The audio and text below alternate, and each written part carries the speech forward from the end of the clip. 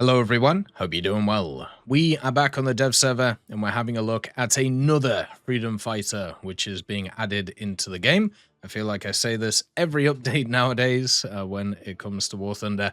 But yeah, this is the second freedom fighter that we've had a look at, the NF-5A. This is actually coming in for the Dutch side of things in the Benelux part of the French tech tree, which is a mouthful. Also, you have the Swiss F5E, which is coming in for the German tech tree. So that's the other F5 that's turning up. They are very different from each other and also are different from the other ones that are also in the game. Since this is a premium, you can actually find it in the aviation tech tree at rank 7.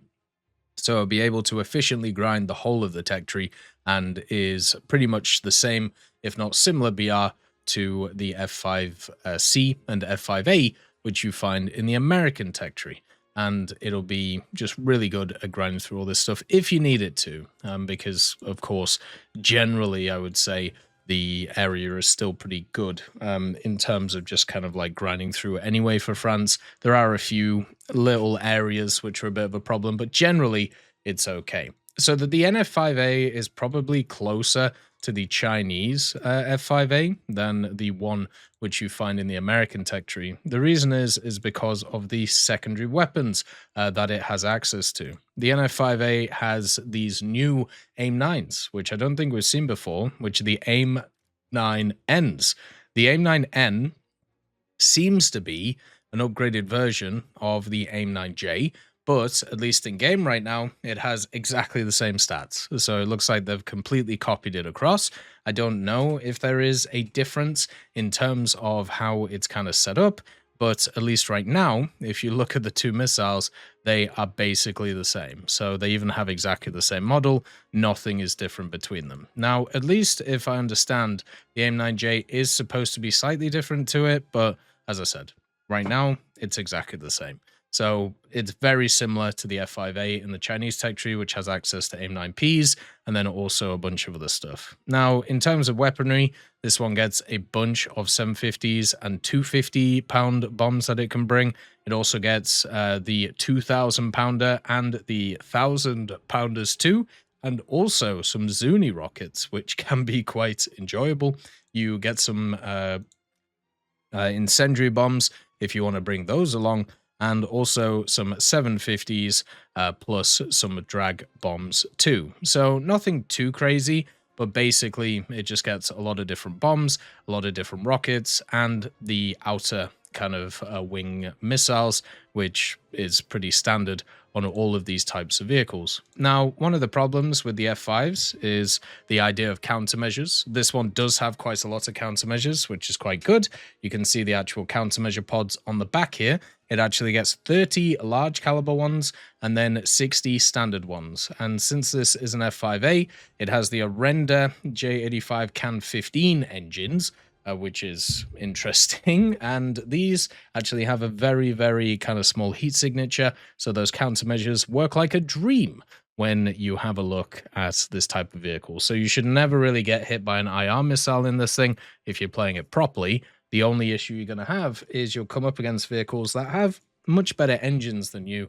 So you'll be able to turn fight, but after a few turns, you're going to probably lose out just because you can't get as much energy as them. Another thing that this vehicle is missing, there is absolutely no radar in it. So you're not going to be able to track any targets, at least right now. Maybe in the future that'll change, but at the moment, that isn't the case. You also have two 20mm M39A3s. These are fantastic cannons to be able to deal with jets. They have a very good fire rate. They have a lot of ammunition that's super useful. And also, they have good muzzle velocity. So really good guns to use on this vehicle. The RWR that this plane has is the AN APR 25, which is good enough to be able to see if you're being logged. But generally, since this is more kind of like a turn fighter / dogfighter, you shouldn't really be in the ranges where you're going to fight a lot of very powerful semi-active radar homing missiles. And also, you shouldn't be in the areas where you can't use your multipathing abilities, or at least use multipathing to your advantage. instead, just getting clapped by semi-actives. Since it's at 10.7, the only real vehicles that you're going to have to worry about in that regard are stuff like the Kernas, the stuff like the J37, for example. There are a few people who try and make it work on MiG-21s, but it's very easy to kind of dodge them, so you don't really have to worry about that. Another thing is this does actually get access to the secondary loadouts and a ton of extra fuel on the vehicle, which is kind of interesting to see overall. You can actually bring 3 extra drop tanks if you really need to, but let's be honest, you don't have to. So this vehicle, it's an F5. It isn't the E. The E is kind of the bog standard, really good one. Unfortunately, this vehicle doesn't get access to the better engines or anything like that, but it gets access to a lower BR, which is kind of the trade-off between it and the other one. It also doesn't have its cockpit ready, which kind of sucks, and not having a radar really kind of isn't very fun either. What you can do, though, with this machine, if you want to play it in an interesting way, is you can bring the drop tanks, fill them full of fuel, and then also go minimum fuel on your other area. So then when you enter the combat, you can drop your fuel tanks, and then you can be super light in order to move around and kind of burn through the fuel itself. These engines on the F5A don't burn fuel as quick as other stuff, but generally, that won't be a problem as you go on. Another thing is, look how big the seeker head is on this thing. I don't know what kind of upgrade this is, but it generally looks like it may just have a massive open head on it. Maybe it has access to kind of like the AIM 9G seeker head, but with the AIM 9J motor on it, because when you try and hit stuff from a little bit further away, you can see this MiG-15 here. So if we actually can get a lock onto it, which doesn't look like we can, so let's just reset properly in this thing. By the way, here's all the countermeasures. They come out at the top, and then also some of them fire downwards, which is quite nice. So you'll always never have an issue in terms of setting that up. You also have the guns, which are really good. If you've ever used an F5 before, you know how good the guns are. That's pretty much the way it goes, right? The guns, the maneuverability, the actual survivability of this is fantastic. And nowadays, you have so many F5s at this area that it's basically just F5s versus MiG-21s, and then the occasional MiG-23 or Phantom that kind of turns up. So we've locked from about 3.7. Whoops. So let's just see how the motor goes. Yeah, see, the motor is a lot shorter compared to other ones. So it looks like it's an AIM 9J kind of motor instead of an AIM 9G one. The AIM 9G motor is way longer. That's why I kind of like it, because it's a much more long-range missile. So for me, this one just looks like it's going to be an AIM 9J with what looks like a slightly different seeker, which, will be fine for 10.7. But if you've never played an F5 before, I highly recommend it.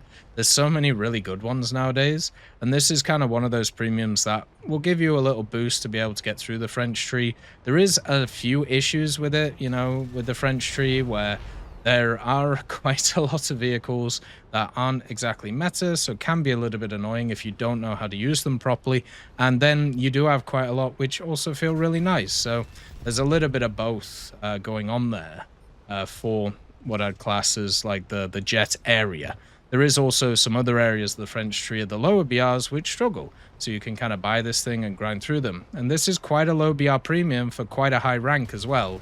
So you don't actually have to play anywhere near the highest echelon of the game in order to be able to grind out the highest echelon of the game, which, I think a lot of people will actually enjoy in general for this. But I just can't believe how big the seeker is on this. It's one of those that's actually kind of surprised me. That must be the difference between the two. If there are any other differences, I'll make sure to let you know. But as a premium, this one's solid. It's not going to have any issues. It's not going to be bad.